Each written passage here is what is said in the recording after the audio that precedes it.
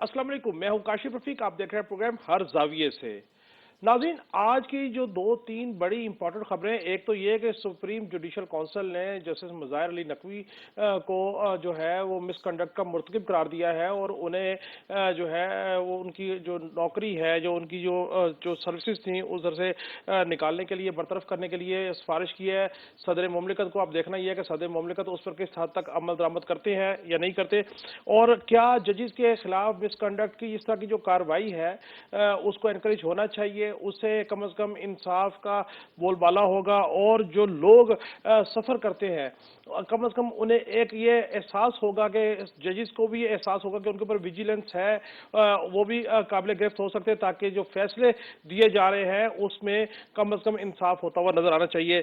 और दूसरी जो इंपॉर्टेंट चीज़ है, पेशावर हाई कोर्ट की जानिब से जो मखसूस नशिस्तें हैं उसके हवाले से कहा गया कि वो जो हलफ है अरकान असम्बली मखसूस नशिस्तों पर जो सुन्नी ताद कौंसिल को नहीं मिली, उनका हलफ 13 मार्च तक जो है वो ना उठाए। सो ये जो तमाम एक्सेस की गई और जिसमें ये परसेप्शन बन रही थी कि ये मखसूस नशिस्तों में मुंतखब होने वाले जो अरकान असम्बली हैं ये हलफ लेंगे, हलफ लेने के बाद जो सदर का वो इलेक्शन है उस इलेक्शन के अंदर अपने वोट कास्ट करेंगे, लेकिन वो तो सारी जो एक्सरसाइज है वो फर्टाइल होती नजर आ रही है। इसके अलावा सुन्नी ताद कौंसिल ने पंजाब में और इस्लामाबाद के हाई कोर्ट्स में भी इसको चैलेंज किया हुआ है। क्या इलेक्शन कमीशन के पास ये इख्तियार है कि उन्होंने मखसूस नशिस्तों को एक तो सुन्नी ताद कौंसिल को दिया नहीं और फिर दूसरी जो सियासी जमातें उनके अंदर तकसीम करना शुरू कर दी हैं, और इसके ऊपर खैबर पख्तूनख्वा की हुकूमत को भी किस हद तक थ्रेट होगा, इस मौजू पे भी हम गुफ्तगू करेंगे। इसके अलावा जो इम्पोर्टेंट चीज़ है वो ये कि हसन नवाज और हुसैन नवाज वो भी वतन वापस आ रहे हैं, आना बनता भी है। चचा उनके वजीर आजम पाकिस्तान है और बहन उनकी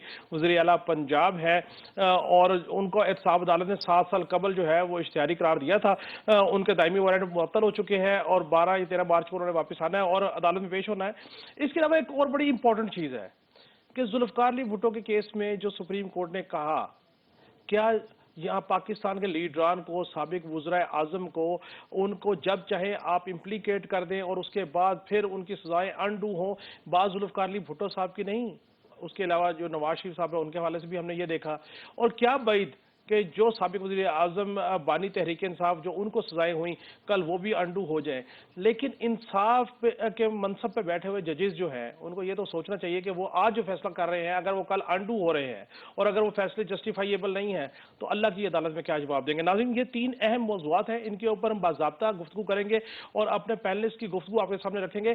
प्रोग्राम का बाकायदा आगाज़ करेंगे एक ब्रेक के बाद। हमारे साथ रहिए।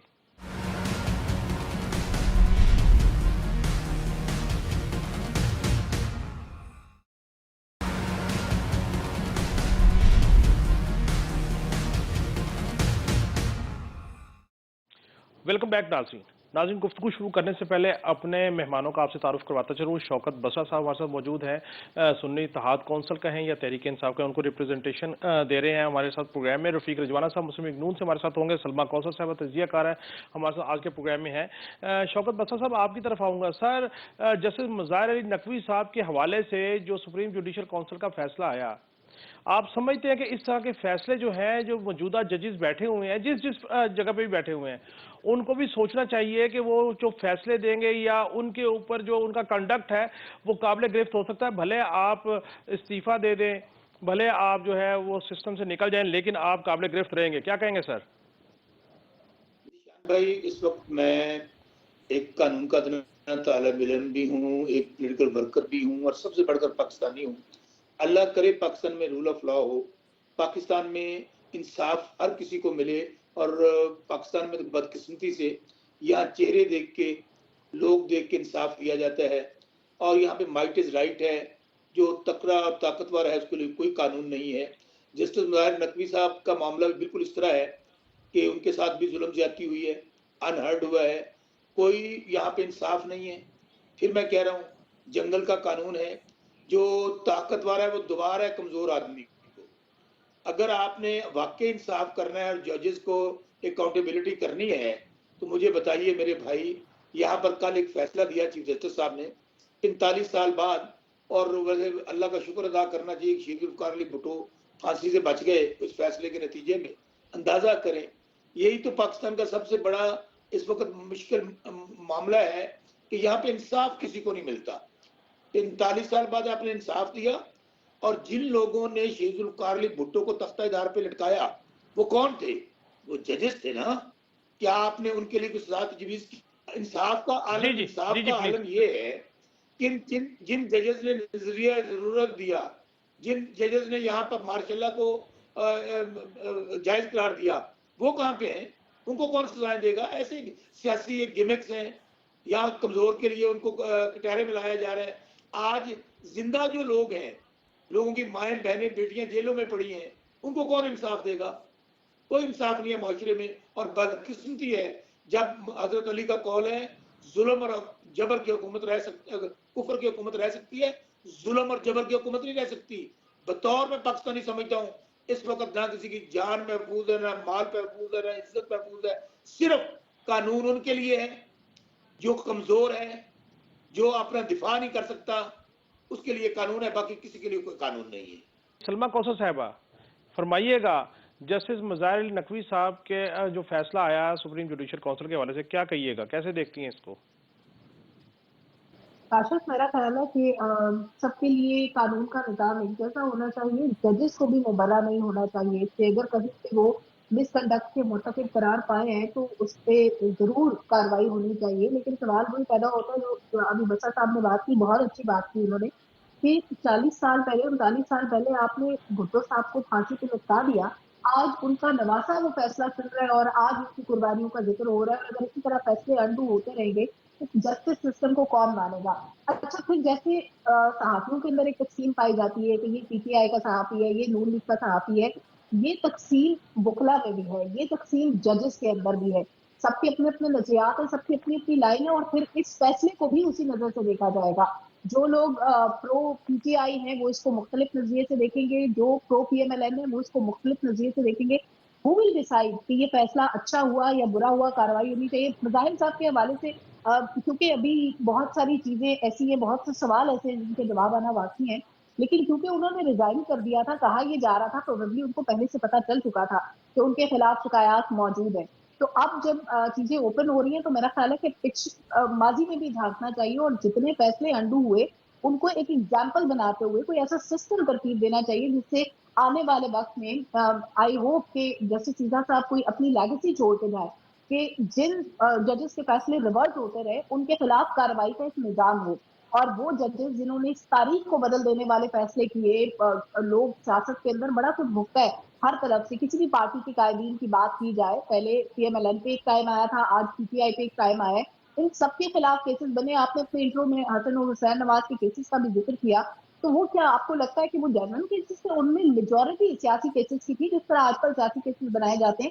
ये सिलसिला माजी से चलता आ रहा है, किसी ने इस चेन को ब्रेक करने की कोशिश नहीं की, किसी ने इस निजाम पर बैठकर बात करने की कोशिश नहीं की। और ये जो हम जजेस की तरफ हर बात पे देखते हैं, पूरा दिन तो हमारा कोर्ट की तरफ नजरें टिकाए हुए गुजर जाता है।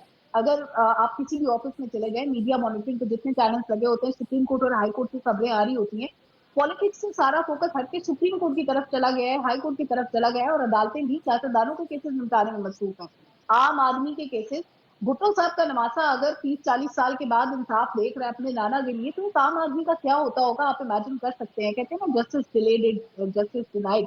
तो मेरा ख्याल है जस्टिस सब जगह डिनाइड होता नजर आ रहा है, हमें कहीं पे भी प्रिवेल होता कानून नजर नहीं आ रहा। जी वो जी कानून जिसको बनाया, जिसपे आप जी। इत्तेफाक बात करते हैं, उसके कॉन्सिक्वेंसेस एक आम शहरी भी भुगत रहे और एक पॉलिटिशियन भी भुगत रहे हैं। ऊपर से लेके नीचे तक सारा निजाम मरहूने मिन्नत है उन लोगों के जिन चंद लोगों के हाथ में पावर है।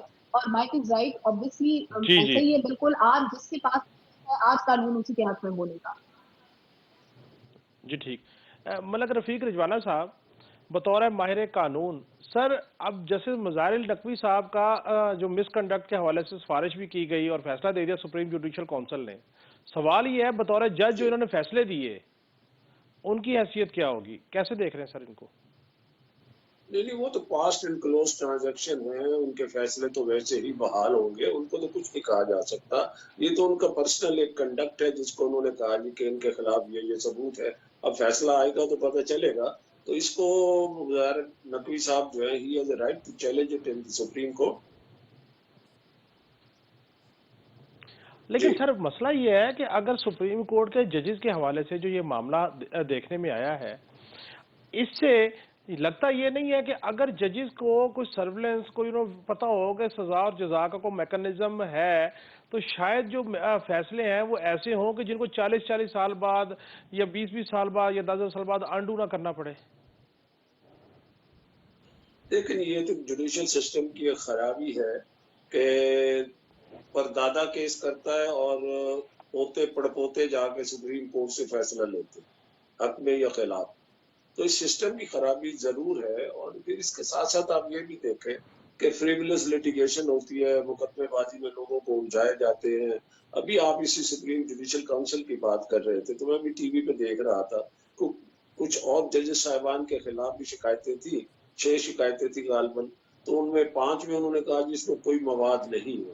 تو سوسائٹی کا اور لوگوں جی کا آپ یہ پہلو بھی دیکھیں کہ اتنے محترم ججز ہیں جن کے خلاف فریولس قسم کی درخواستیں لوگ دے دیتے ہیں, اور وہ 5 درخواستیں میرا خیال ہے انہوں نے کہا کہ قابل سماعت نہیں ہے, اس میں کوئی مٹیریل نہیں ہے. تو ان لوگوں کو کوئی نہ کوئی سزا دینی چاہیے. جج کا عہدہ بڑا اہم عہدہ ہوتا ہے. خدا نہ خواستہ کسی پر الزام اگر ہے اور وہ ثابت ہو جاتا ہے دیٹس another thing.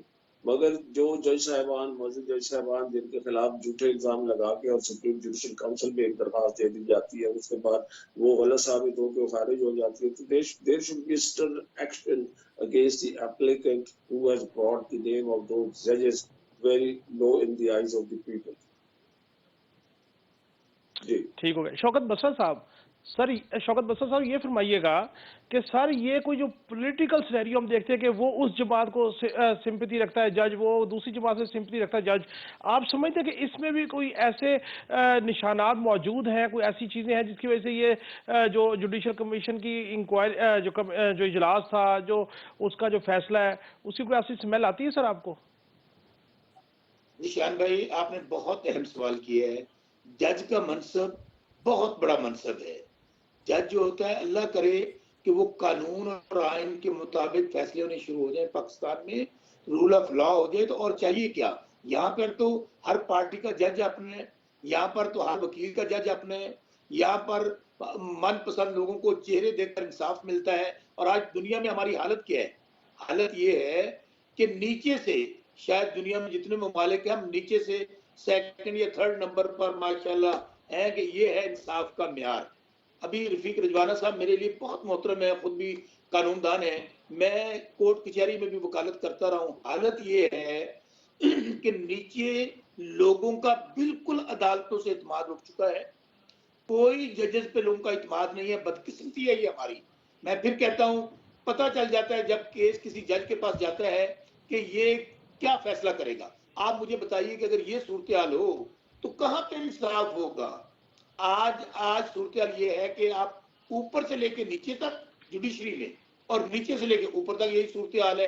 اگر میں یقین سے کہہ سکتا ہوں کہ چیف جسٹس سپریم کورٹ اور چاروں چیف جسٹس جو ہمارے صوبوں کے ہیں یہ فیصلہ کر لیں کہ ہم نے صرف اور صرف آئین اور قانون کی حکمرانی کرنی ہے, ہم نے صرف اپنی ضمیر کی آواز کے مطابق فیصلے دینے ہیں, تو پاکستان بالکل ٹھیک ہو سکتا ہے آج. لیکن صورتحال یہ ہے عدلیہ کے فیصلوں کی وجہ سے بدقسمتی سے ہم بنانا ریپبلک بنتے جا رہے ہیں. کہیں پہ مجھے نہ میرٹ نظر آتا ہے, کہیں پہ قانون کی حکمرانی نظر نہیں آتی. تو اس لیے بالکل آپ صحیح کہہ رہے ہیں کہ یہ بدقسمتی ہے کہ ہمارا عدالتی نظام جو ہے اس میں ریفارمز کی ضرورت ہے. عدالتی نظام میں اگر ریفارمز ہوں گی تو آپ کا پاکستان, آپ کے پاکستان کے لوگ یہاں اپنی حالات کو بہتر کر سکیں گے. ورنہ پاکستان میں افراتفری ہوگی, انتشار ہوگا, کیونکہ جب انصاف ہی نہیں ہوگا تو بتائیں کیا ہوگا پھر. جی جی جی جی بالکل ٹھیک, بالکل ٹھیک. ناظرین گفتگو کا سلسلہ جاری ہے, ہمارے ساتھ رہے, ملتے ہیں بریک کے بعد.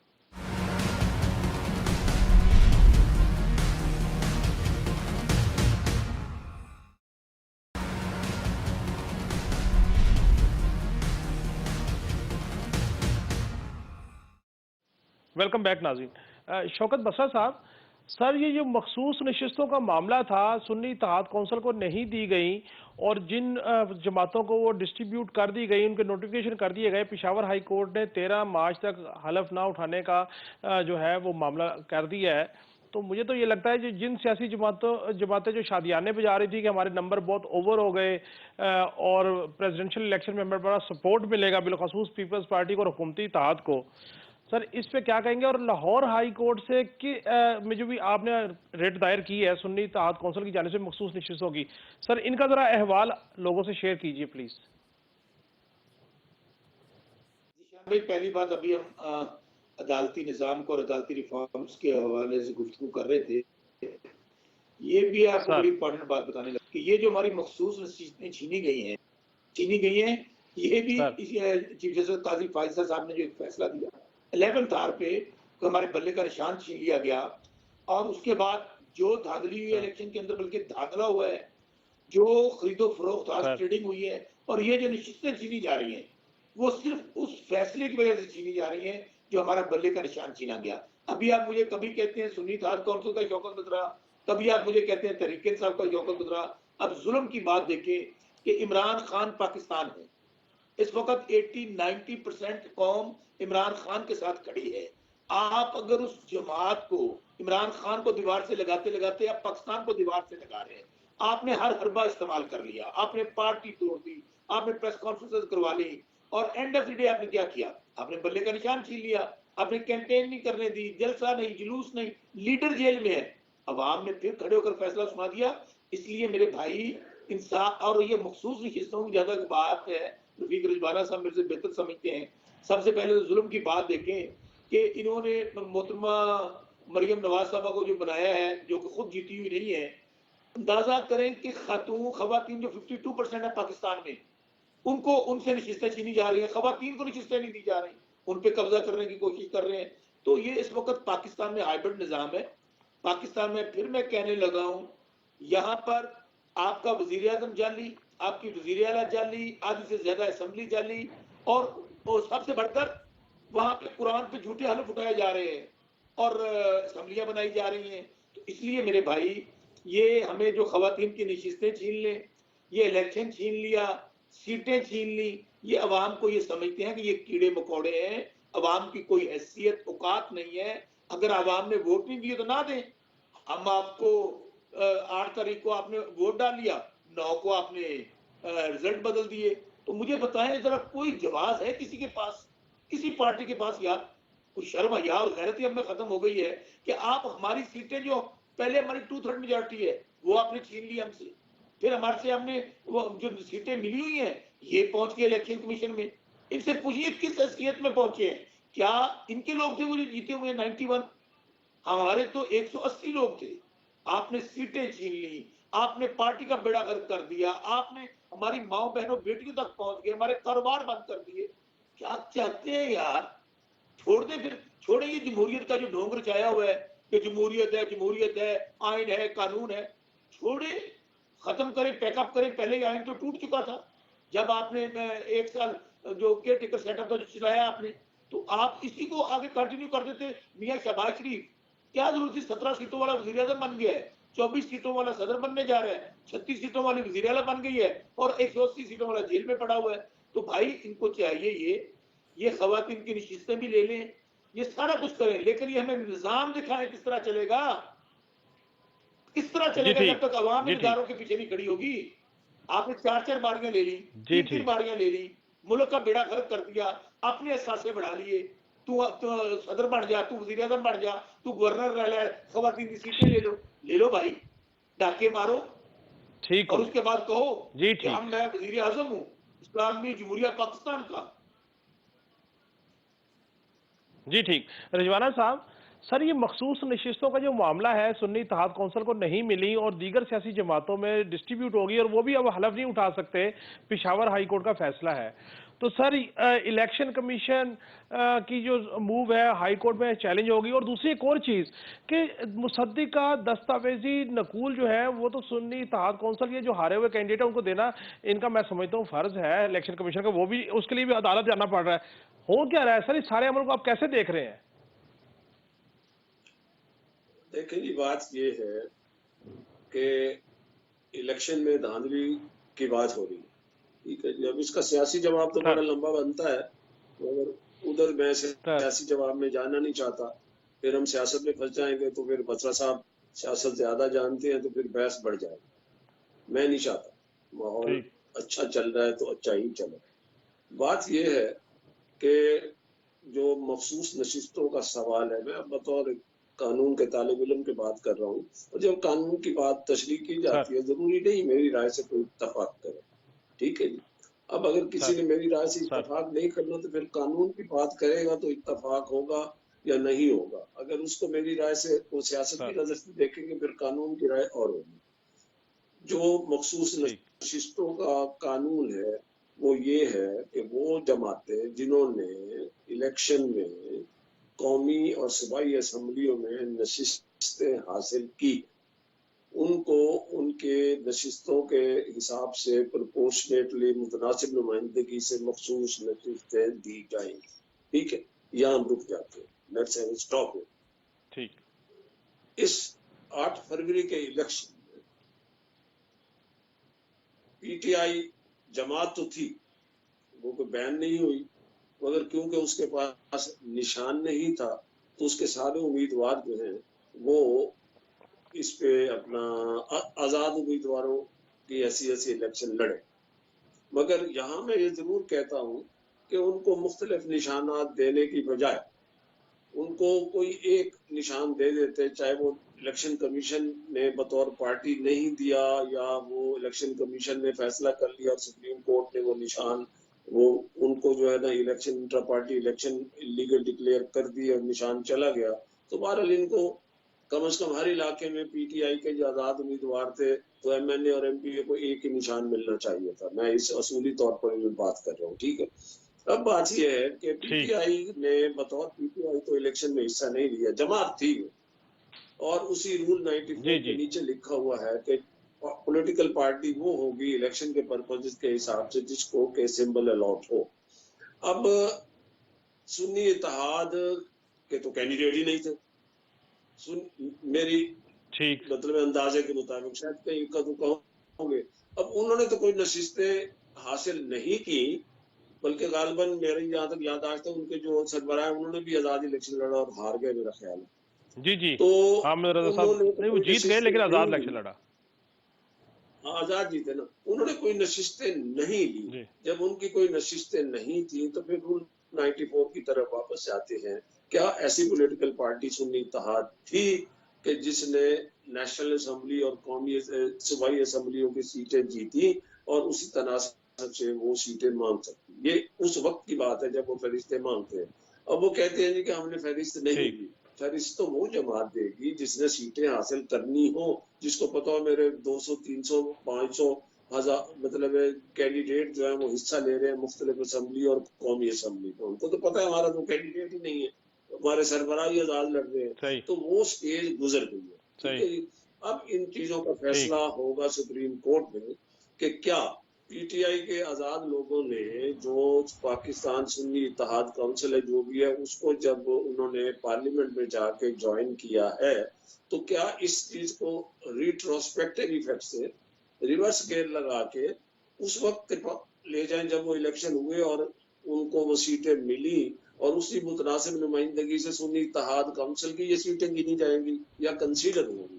تو اس پر ایک قانونی اختلاف ہے، قانونی رائے ہے مختلف کہ اب جس وقت پی ٹی آئی کے لوگوں نے بطور آزاد سنی اتحاد کونسل کو جوائن کیا ہے اس وقت سے پہلے ہی الیکشن ہو گیا، اس وقت سے پہلے قومی اسمبلی اور صوبائی اسمبلیوں کے لوگ منتخب ہو کر آ گئے، وہاں سنی اتحاد کونسل کا نام و نشان نہیں تھا.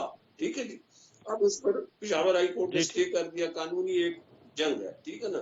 کوئی اب کہے جی چھین لیے، وہ الیکشن کمیشن نے قانون کے مطابق فیصلہ کیا ہے، ان کا رائٹ ہے، آگے جائیں گے اس کو چیلنج کریں گے.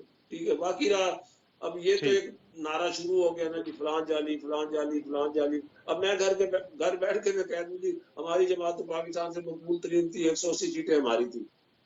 جہاں کہیں دھاندلی ہوئی ہے، کہیں جسٹیفیکیشن ہے تو قانون کا راستہ. اب قانون جو ہے وہ تو ساروں کے لیے ہے نا. اگر اس میں کوئی ڈیلے ہو جاتا ہے ٹریبیونل میں، میں بھی اس کے حق میں نہیں ہوں. جلدی فیصلہ ہونا چاہیے، ان کی گریوینسز کا جلدی فیصلہ ہونا چاہیے. اور قانون نے جو دائرہ اختیار دیا ہوا اور کام کا طریقہ کار دیا ہوا اس سے باہر ہٹ کے کوئی کام نہیں ہو سکتا. یہ اور بات ہے کہ ہمارے ملک کے قانون اور نظام عدل پر لوگوں کا اعتماد نہیں ہے یا اعتماد ہے تو ڈیلے بڑا ہو جاتا ہے. اس پر میں ساتھ ہوں کہ اس کو جلدی فیصلہ ہونا چاہیے. اب خود یہ نعرے بلند کرتے جانا کہ ہماری 180 سیٹیں 80 سیٹیں بالکل ٹھیک. ثابت کر دو, جاؤ لے لو.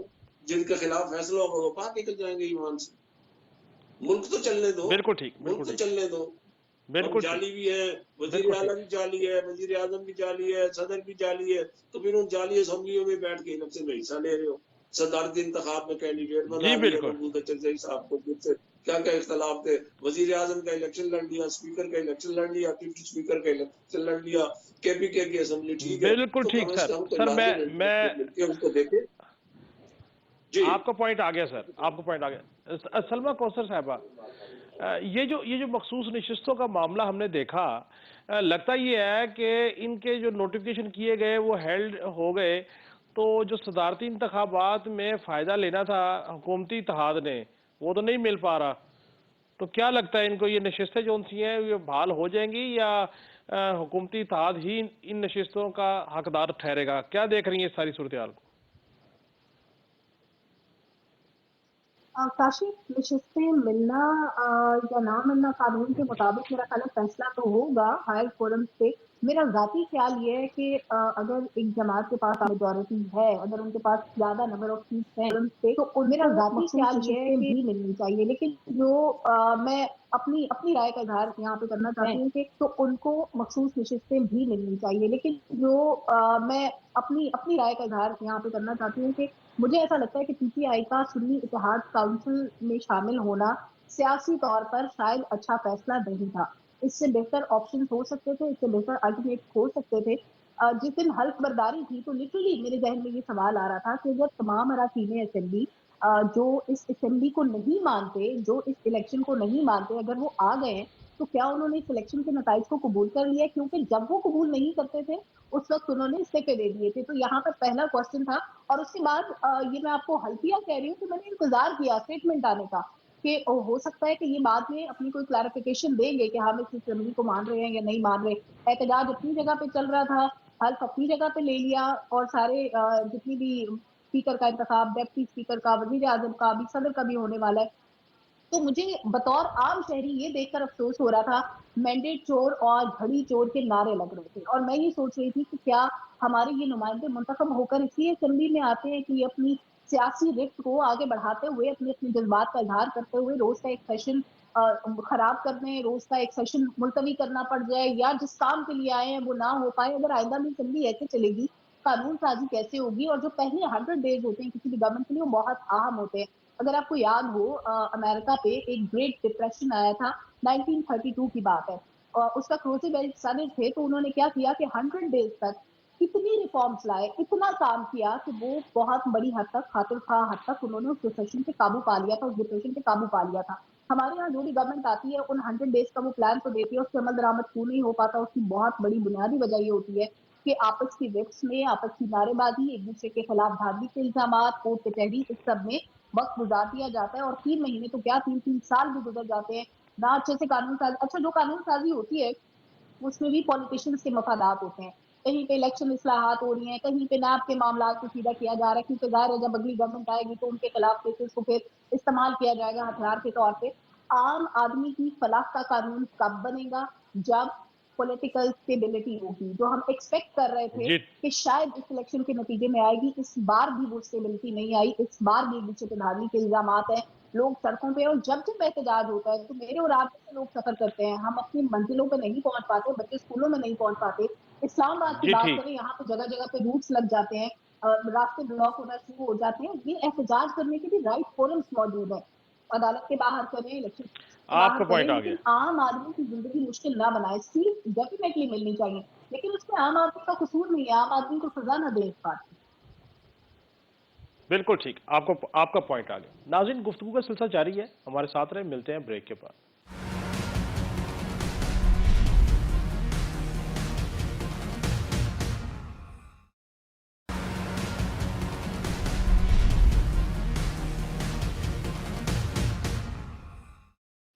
ویلکم بیک ناظرین.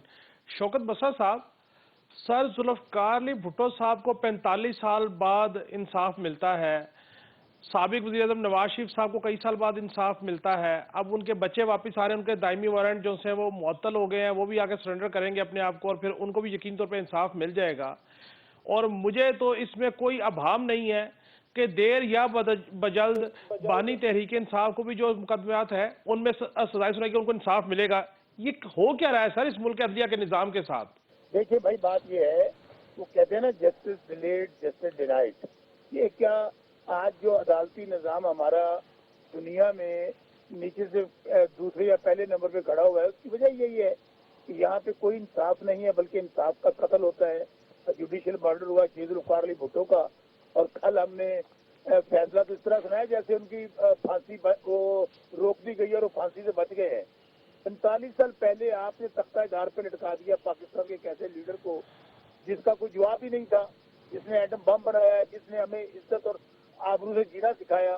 ہونا تو یہ چاہیے تھا، پھر کل یہ کرتے نا کہ جن ججز نے یہ فیصلہ سنایا تھا ضیاء الحق کی ماں پر، ان کی قبروں سے نکالیں ان کی لاشیں اور ان کو ڈی چوک میں لٹکائیں علامتی طور پر، تاکہ پتہ چلے۔ اور دوسری بات، آپ کو میں پھر کہہ رہا ہوں کہ انصاف چہرے دیکھ کر، پارٹیاں دیکھ کر انصاف نہیں ہوتے۔ آج پاکستان میں کیا ہو رہا ہے؟ انسانی حقوق کی دھجیاں اڑائی جا رہی ہیں۔ یہاں پر آج کسی کی جان مال عزت محفوظ نہیں ہے۔ مائیں بہنیں بیٹیاں جیلوں میں پڑی ہیں، 6 مہینے سے ضمانتیں نہیں ہو رہی ہیں۔ آج جس طرح الیکشن جو بنیادی حقوق اور مینڈیٹ ہے لوگوں کا، اس پہ جس طرح دن دہاڑے ڈاکہ ڈالا گیا ہے، اس کو کوئی دیکھ نہیں رہا۔ 40 سال 45 سال والے کیس لے کر بیٹھے ہوئے ہیں، ان کا انصاف 40-45 سال بعد ملے گا۔ یعنی کہ ہمیں انتظار کرنا چاہیے 40-45 سال بعد۔ یہ جو الیکشن میں ڈاکہ مارا گیا ہے، جو ماں بہنوں بیٹیوں کے ساتھ ظلم زیادتی ہو رہی ہے، جو انسانی حقوق کی پامالی ہو رہی ہے، جو صحافیوں کے ساتھ ظلم اور جبر ہو رہا ہے، اس کا انصاف پھر 40-45 سال ملے گا۔ کیا قصور ہے اسد عمر کا، اپنا اسد طور کا؟ کیا قصور ہے عمران ریاض کا؟ کیا ہو رہا ہے یہ؟ اس لیے میرے بھائی، یہ ایک ریفارمز کی ضرورت ہے عدلیہ کے اندر، اور بڑی بدقسمتی یہ ہے، یقین مانیں میں بطور ایک قانون دان کے بھی، بطور ایک پاکستانی کے بھی، میں خواب دیکھتا تھا کہ ہمارے چیف جسٹس قاضی فائز عیسیٰ آئیں گے اور پاکستان میں اس حوالے سے بہت تبدیلی آئے گی۔ ان کو جب میں دیکھتا تھا چیف جسٹس بننے سے پہلے، وہ میرے تو خواب ادھورے کے ادھورے رہ گئے۔ میں تو آج سوچتا ہوں تو مجھے یقین مانے پریشانی اس بات پہ ہوتی ہے کہ میں کہاں سے ڈھونڈ کے لاؤں اپنے وہ چیف جسٹس صاحب جو اتنے زبردست فیصلے دیتے تھے۔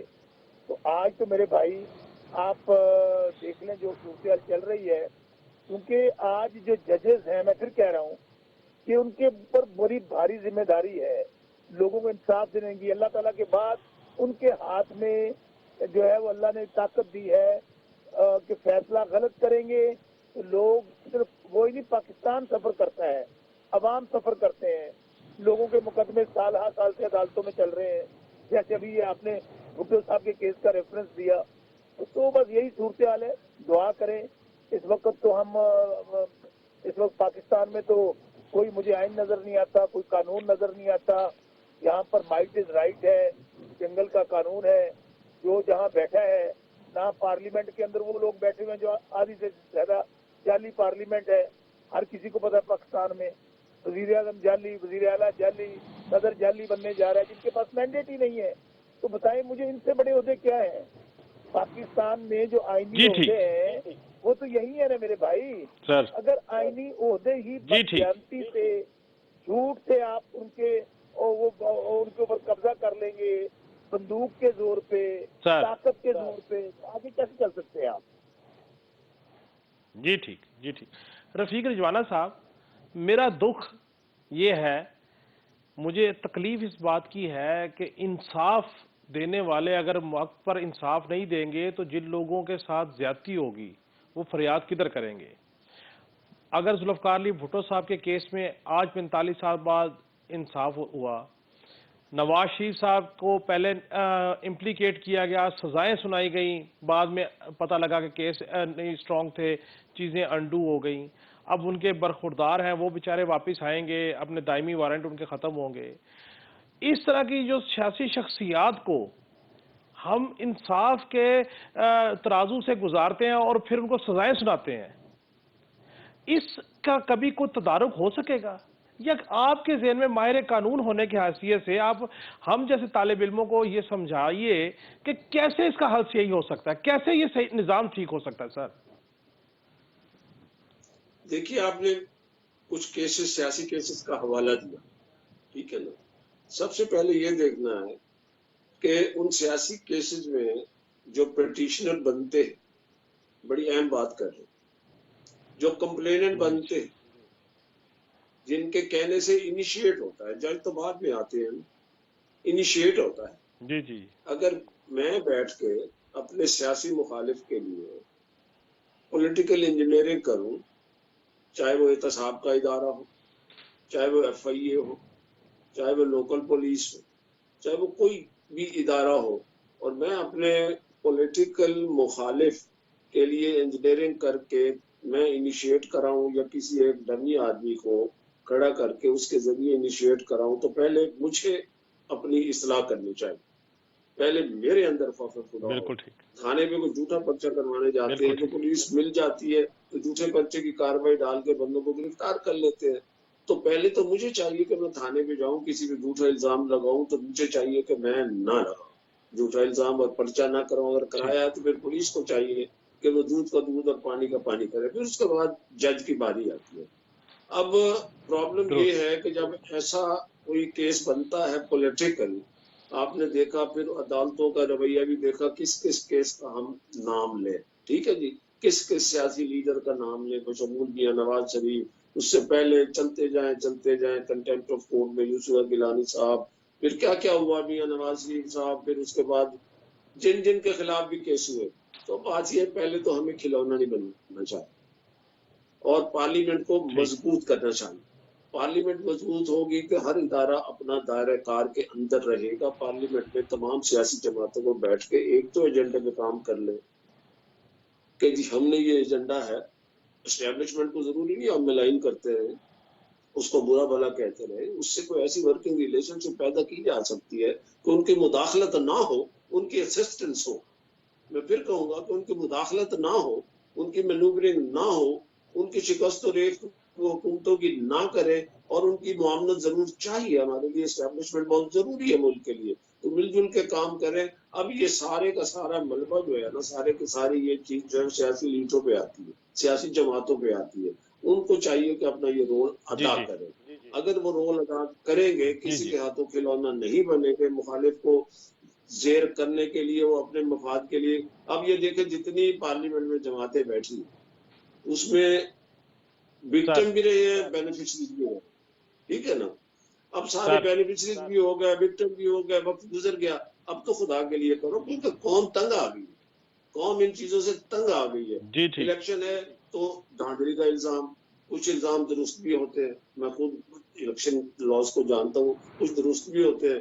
مگر بات یہ ہے کہ اگر حکومت آ گئی ہے تو حکومت کو چلائیں، اپوزیشن اپنا کنسٹرکٹیو رول ادا کرے. اگر میں روڈے اٹکاؤں گا، دیوار کھڑی کروں گا تو وہ قوم کے ساتھ زیادتی ہوگی. تو آپ نے بات کی عدلیہ والی اور انصاف والی. انصاف سے لوگ جو ہے وہ مطمئن نہیں ہے، اور واقعی جسٹس ڈیلیڈ جسٹس ڈینائیڈ والی بات ٹھیک ہے. ہم سپریم کورٹ میں دیکھتے ہیں کہ پردادا نے کیس کیا ہوا اور پوتا آگے سپریم کورٹ میں، پڑپوتا آگے سپریم کورٹ میں جو ہے نا پیش ہوتا ہے اور پھر فیصلہ ہوتا ہے جا کے. تو اس نظام کی بڑی خرابی ہے اور سوسائٹی کی بھی خرابی ہے. سوسائٹی فریولس لیٹیگیشن نہ کرے. اگر کسی نے کی ہے تو پھر عدالتوں کو چاہیے ان پر بھاری جرمانہ عائد کرے تاکہ وہ ڈسکریج ہو. اسی طرح سے جھوٹے پرچے، پولیس کا نظام، سارے نظام کی درست کی چاہیے، مگر ہمیں ساروں کو مل کے درست کر سکیں تو یہ ایک جماعت نہیں کر سکتے. جی ٹھیک. سلما کوثر صاحبہ، 45 سال کے بعد ذوالفقار علی بھٹو صاحب کو انصاف ملتا ہے. جو نقصان ہو جاتا ہے انصاف کے جو فیصلے غلط ہونے سے، اس نقصان کا ازالہ کون کرے گا؟ نواز شریف صاحب کو وزیر اعظم تھے، اتارا گیا، سزا سنا دی گئی، اب ان کے بچوں کو پھر جیل کاٹی، پھر اب ساری چیزیں انڈو ہوئی. تو کسی نہ کسی کو تو مورد الزام ٹھہرانا چاہیے تاکہ سزا ہوگی، جرمانے ہوں گے، خوف ہوگا تو کوئی غلط کیسز فائل نہیں کرے گا، اس کا مدعی نہیں بنے گا. کیا کہیں گی؟ کاشف، اس نقصان کی بھرپائی تو کسی صورت ممکن نہیں ہے. بھٹو صاحب کا کہا جاتا تھا کہ جوڈیشیو پولیٹیکل مرڈر ہوا. अब इस मर्डर की जिम्मेदारी कौन लेगा, क्या उसको भी सजा मिलेगी, बहुत बड़ा सवालिया निशान है। मुझे नहीं लगता कि इस पे कोई इस तरह की पेशरफ्त एक्सपेक्टेड है। लेकिन देखो हमारे यहाँ कितनी तरह की अदालतें मौजूद है। हमने दीवानी फौजदारी मुकदमात के लिए अलग अदालतें बना दी, हमने शरिया कोर्ट्स बना दिए, हमने लैब बना दिया, हमने एंटी करप्शन कोर्ट्स को अलग कर दिया। लेकिन उन सब में से मुझे बताएं कि ठीक काम कौन कर रहा है। और अगर आप रैंकिंग देखें ना, तो मुझे बड़े अफसोस के साथ कहना पड़ता है कि टॉप 5 में कोई मुसलमान मुल्क नहीं है। जिनको हम यहूदी कहते हैं और जिनकी हम तकलीफ भी करते हैं चाहते ना चाहते, वो सारे ममालिक सॉरी आपको पता है इस वक्त डेनमार्क टॉप पे है अपने अच्छे जुडिशियल सिस्टम की वजह से, नॉर्वे 2 नंबर पे है, फिनलैंड तीसरे नंबर पे है, स्वीडन चौथे पे है, जर्मनी 5वें पे है, और पांचों में कोई भी मुसलमान मुल्क शामिल नहीं है, जिनके पास बहुत अच्छी कवानीन की बनाने के लिए बहुत अच्छा माखिज मौजूद है। कुरान और सुन्नत की रोशनी में बड़े जबरदस्त कवानीन बनाए जाते हैं, उन पे इम्प्लीमेंटेशन कहाँ होती है, इंसाफ के तकाजे कहाँ पूरे किए जाते हैं। और पाकिस्तान में आपको मैं छोटी सी एग्जांपल देती हूँ कि मैंने एक केस फाइल किया था कोई 3 साल पहले। उस केस पे नेक्स्ट डेट कोर्ट की छुट्टियां, ये वो चलता रहा। कैन यू इमेजिन कि मैं इस वक्त उस केस के फैक्ट तक भूल चुकी हूँ, मैं उस केस से बाहर निकल चुकी हूँ, लेकिन अभी वो मंडे को दोबारा केस लगा हुआ है। तो मैं तो एक्सपेक्ट ही नहीं करती कि यहाँ पे ये सिस्टम बेहतर हो सकता है। हमने जो लोअर लेवल पे जो करप्शन है हम उसको खत्म नहीं कर पाए, और जब तक वो खत्म नहीं होती मेरा नहीं ख्याल के सिस्टम में किसी भी किस्म की बेहतरी एक्सपेक्ट की जा सकती है। जी ठीक, जी ठीक। नाज़रीन, आपने सलमा कौसर साहब की गुफ्तगू सुनी। बात तो सच है कि जब तक हम करप्शन को का तदारुक नहीं करेंगे, लोगों को खौफ नहीं दिलवाएंगे, लोग इस मामले से पीछे हटने को तैयार नहीं है। बहुत बहुत शुक्रिया शौकत बसर साहब आपका, रफ़ीक रिजवाना साहब आपका, सलमा कौसर साहब आपका। नाज़रीन, कल फिर मुलाकात होगी। अल्लाह हाफिज़।